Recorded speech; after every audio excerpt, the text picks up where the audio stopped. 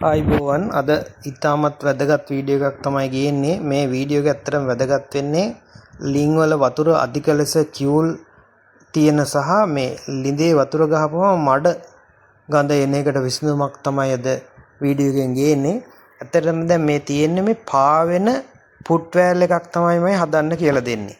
ඉතින් මේක ලිඳේ උඩ තමයි පාවි උඩ වතුර තමයි ගෑනෙන්නේ. දැන් මේකට ඕන වෙන්නේ මේ පෙන්නන වීඩියෝ එකේ පේනවා ෆ්ලෙක්සිබල් අඟල් එකේ හෝස් එකක් ඕනේ. හරිද? පොඩි දෙයක් ඕනේ. ඊට පස්සේ පොඩි බෝතලයක් ඕනේ. ඉතින් මේ තියෙන ලිඳ අපේ මේක ඇත්තටම වතුර කිවුලයි. ඉතාමත් කිවුලයි. දැන් අපි දන්නවා ඛනිජ එක එක ද්‍රව්‍ය දී වෙලා තමයි කිවුල් ජලය නිර්මාණය වෙලා තියෙන්නේ. ඉතින් මේ ලිඳේ උඩ කොටසේ අර කිවුල් ජලය තිබ්බද ටිකක් පිරිසිදුයි. යට කොටසට වෙන්න තමයි ලිඳේ අර බර වැඩි ජලය තමයි කිවුල වැඩිම ජලය. අපි දැන් සාමාන්‍ය මෝටරෙන් කරන්නේ යට ඉඳන් තමයි අපි වතුර ඇදලා ගන්න. එතකොට අර කිවුලත් වැඩි මඩ ගඳත් එනවා. ඉතින් මේකෙන් කරන්නේ ඉස්සලාම මේ ෆ්ලෙක්සිබල් හෝස් එක අරන් ෆුට් වෑල් එකක් හයි කරලා මේකට අපි ගන්නවා බෝතලයක්. බෝතලේ හොඳට මුඩිය තද කරලා මේ අර ෆුට් වෑල් එක ටිකක් ඉහළින් කියන්නේ අඩි එකමාරක් විතර ඉහළින් මේ බෝතලේ හොඳට සම්බන්ධ කරනවා. සම්බන්ධ කරලා මේ ෆුට් වෑල් එකේ යට කොටසට පොඩි බරක් එල්ලන්න ඕන ගලක්. එතකොට තමයි මේ ෆුට් වෑල් එක ටිකක් පහළට එල්ලෙන්නේ.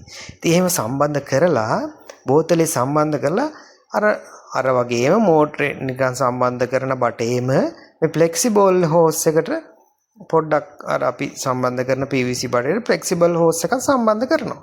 එහෙම සම්බන්ධ කරලා ලිඳට දාලා වතුර ගන්න තමයි තියෙන්නේ. එතකොට වෙන්නේ දැන් අපි අහලා තියෙන ඕනද කෙනෙක් දන්නවා මේ අර බර අඩු ජලය තමයි ලිඳේ උඩ තියෙන්නේ. කියන්නේ ඛනිජ ද්‍රව්‍ය දිය වෙලා අඩු ජලය.